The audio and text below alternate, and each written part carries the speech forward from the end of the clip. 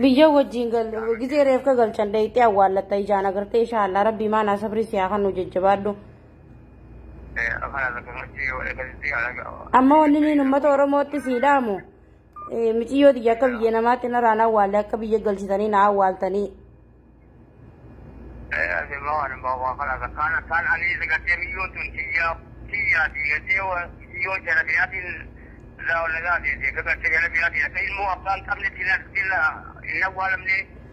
Ittiin siidhaama sana dhalattee mislaa isiin.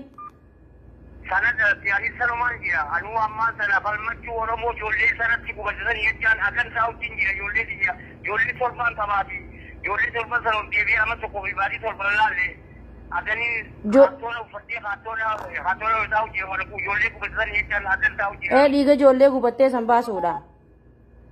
Dhiiga ijoollee gubattee san taa'uu fi amma tokkoo fi baadii torban ijoollee torban qaba amma tokkoo fi baadii afur mooshan. Katar ijoollee diyaanii nagarre gurraattii fi diimtuu ijoollee sibiilachaan falmu wajan taa'u jira kaattoona amma kaattoona keessaan jira kaattoona uffateetiin kaattoona jira ilmoo Oromoo jecha ilmaan tokko akkumaan ani isinii dhaabbatte kanatti yeroo karaa bikka jiranitti ilmoon teessanii akkaataa ammoo ilmoo abbaan qabnetti sigattee hin awwaalle. Ittiin siidhaama sirriitti sagalee sii waraabu jira sagaleen hin maxxansa uummata Oromoo biraanii siigaa.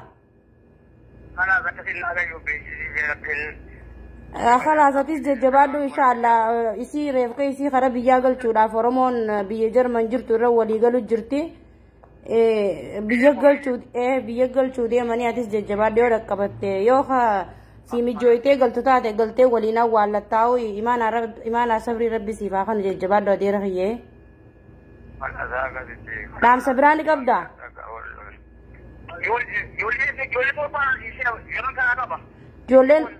Ijoolleen shan sibira jirti lameen tagalchite tana.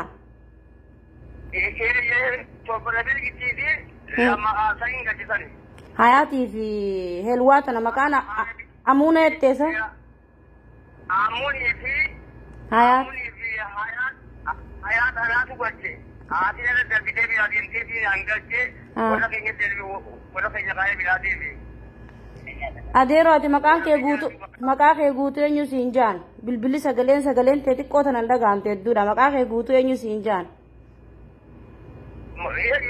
ati maqaan kee guutuun eenyu guutuun Isaa Adam Muhammad Isaa Adam Muhammad Isaa Amul Isaa Adam Muhammad inshaallah maatii miti rabbumaatu asirra dhaabbadhu jeeni ربي ما نصبري سياخانو ججباد هاتي سي بيجي جرت بويا من جرتري بيجي ما يشي ثم كان المفرشي دي خط خالي تقول أما المادة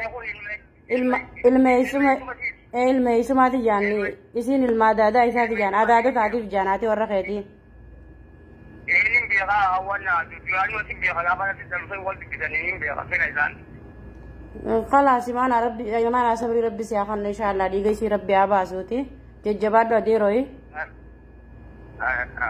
أيه.